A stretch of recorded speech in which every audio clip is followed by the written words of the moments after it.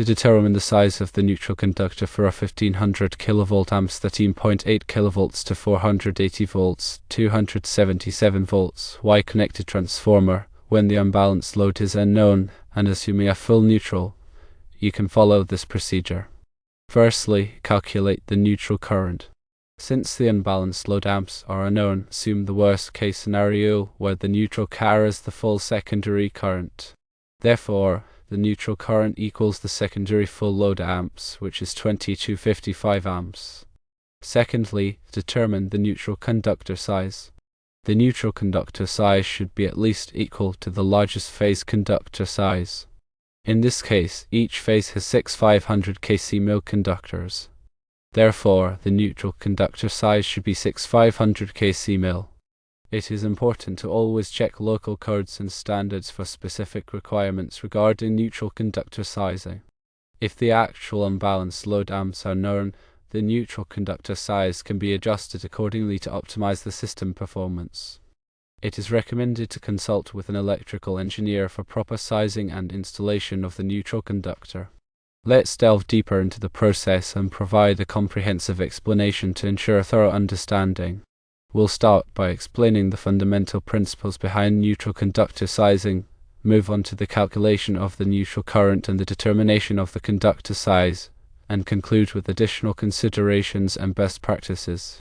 The neutral conductor in a three-phase, four-wire system plays a crucial role in carrying the unbalanced current between the phases. In a balanced system, the currents in each of the three phases are equal in magnitude and 120 degrees apart, resulting in a net current of zero in the neutral conductor. However, in real-world scenarios, loads are rarely perfectly balanced. This imbalance creates a current flow in the neutral conductor, which needs to be properly sized to handle this current without overheating or causing voltage drops. The size of the neutral conductor is primarily determined by two factors: the magnitude of the unbalanced current and the applicable codes and standards. Codes and standards such as the National Electrical Code, (ONIC), provide guidelines and requirements for neutral conductor sizing to ensure safety and proper system operation. These codes take into account various factors, including the type of load, the voltage level, and the installation environment. The goal of neutral conductor sizing is to ensure that the conductor has sufficient ampacity, which is the current carrying capacity, to safely handle the expected neutral current. In the case of a transformer, the neutral conductor is connected to the neutral point of the Y-connected secondary winding. This neutral point provides a common reference for the three phases and allows for the supply of single-phase loads at 277 volts line to neutral. The neutral conductor carries a current that is not equally distributed among the three phases. When the unbalanced load amps are unknown, it is common practice to assume a worst-case scenario where the neutral carries the full secondary current. This approach ensures that the neutral conductor is adequately sized to handle any potential imbalance. The first step in determining the neutral conductor size is to calculate the neutral current. As mentioned earlier, we assume the worst-case scenario where the neutral carries the full secondary current. This means that the neutral current is equal to the secondary full load amps, or FLA. The secondary FLA can be calculated using the transformer's kilovolt amps rating and the secondary voltage. The formula for calculating the secondary FLA is kilovolt amps times 1000 divided by the square root of 3 times the line-to-line voltage. In this case, the transformer is rated at 1500 kV amps and the secondary voltage is 480 volts. Therefore, the secondary FLA is 1500 kV amps times 1000 divided by the square root of 3 times 480 volts, which equals approximately 2255 amps. Once the neutral current has been calculated, the next step is to determine the neutral conductor size. As a general rule, the neutral conductor size should be at least equal to the largest phase conductor size. This ensures that the neutral conductor has sufficient ampacity to handle the expected neutral current. In this case, each phase has 6 500 kc mil conductors. Therefore, the neutral conductor size should also be 6 500 kc mil conductors. This means that the neutral conductor should be composed of 6 individual conductors, each with a cross-sectional area of 500 kcmil, which stands for thousands of circular mils. The use of multiple conductors in parallel is a common practice in high-current applications. It allows for the current to be distributed among multiple conductors, reducing the current density in each conductor and minimizing the risk of overheating. When using multiple conductors in parallel, it is important to ensure that the conductors are properly sized and installed to ensure equal current sharing.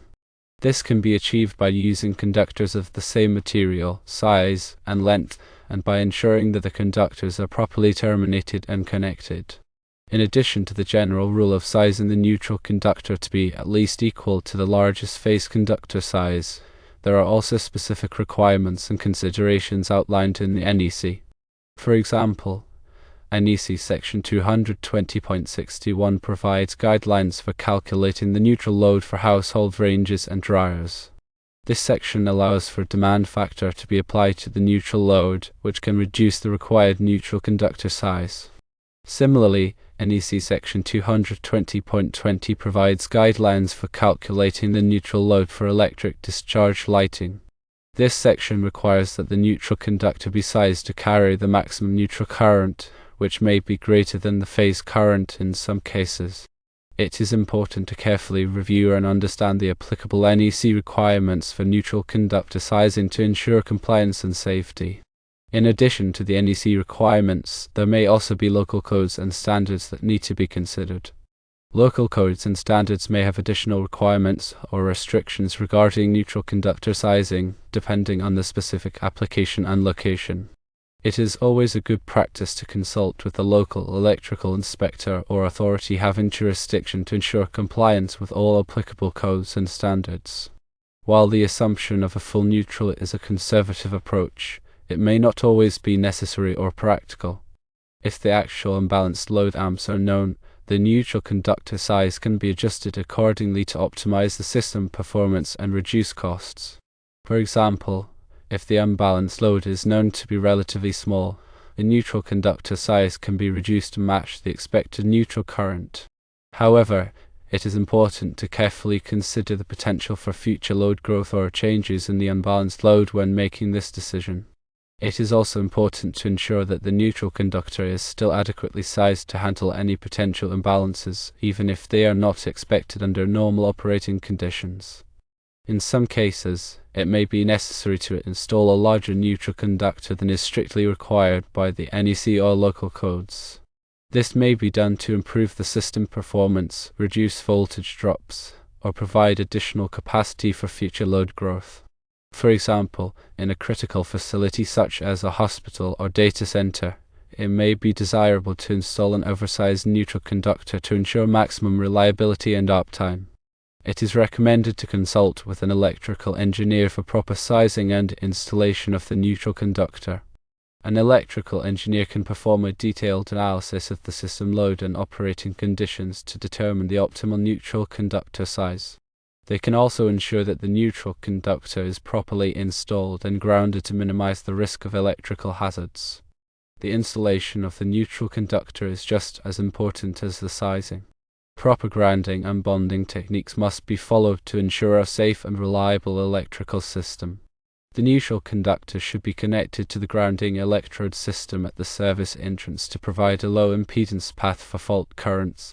In summary, sizing the neutral conductor for a 1500 kV amps 13.8 kV to 480 volts 277 volts Y-connected transformer with an unknown unbalanced load, and assuming a full neutral, involves calculating the secondary full load amps and using that value to determine the appropriate conductor size.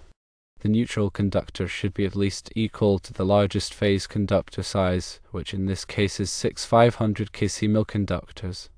Always check local codes and standards for specific requirements regarding neutral conductor sizing. If the actual and balanced load amps are known, the neutral conductor size can be adjusted accordingly to optimize the system performance. It is recommended to consult with an electrical engineer for proper sizing and installation of the neutral conductor. Remember that this is a simplified explanation and does not cover all possible scenarios or considerations. It is essential to consult with qualified electrical professionals and adhere to all applicable codes and standards to ensure a safe and reliable electrical system. Let's expand further on some of the key concepts mentioned, providing additional context and practical considerations. Neutral grounding is a critical aspect of electrical system design, particularly in three-phase systems.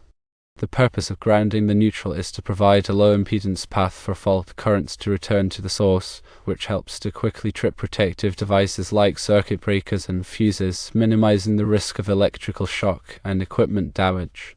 There are different methods of grounding the neutral, including solidly grounded, impedance grounded, and ungrounded systems. Solidly grounded systems are the most common, where the neutral point is directly connected to ground.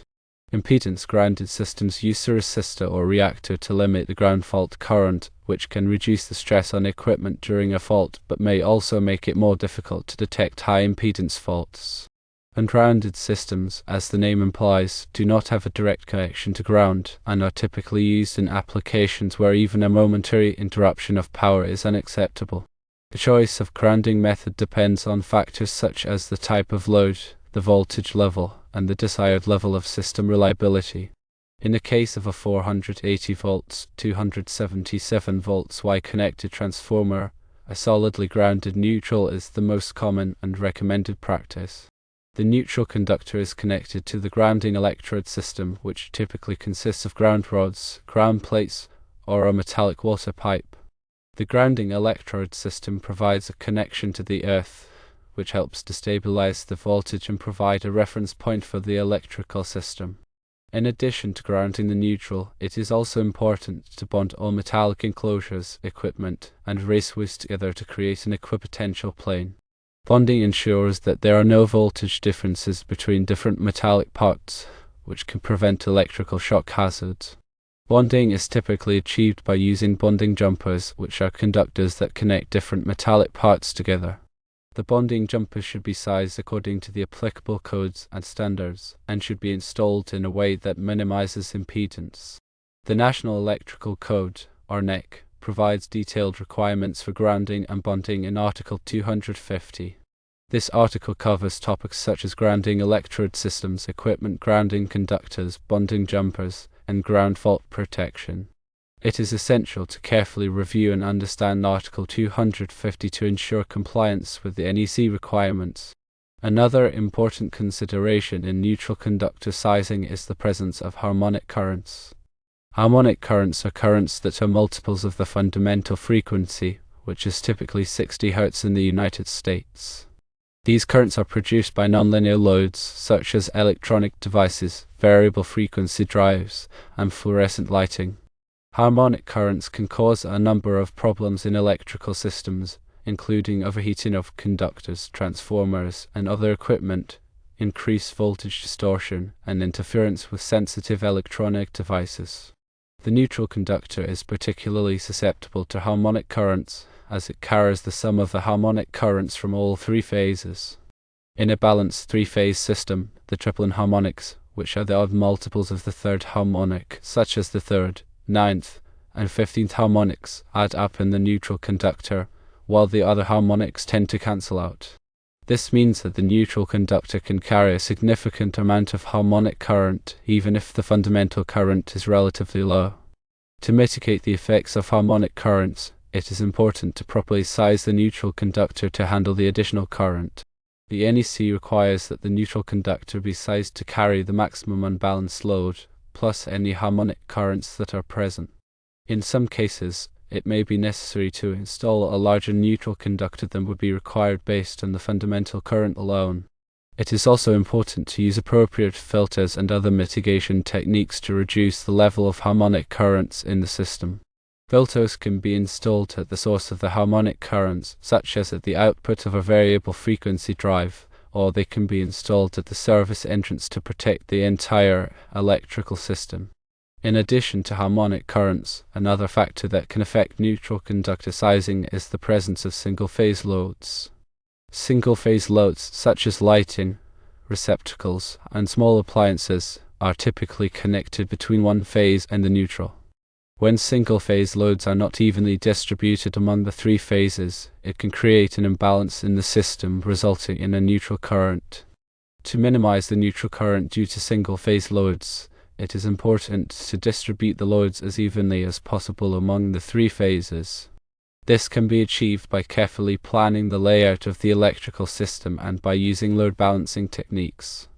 Load balancing involves connecting single-phase loads to different phases in a way that minimizes the overall imbalance.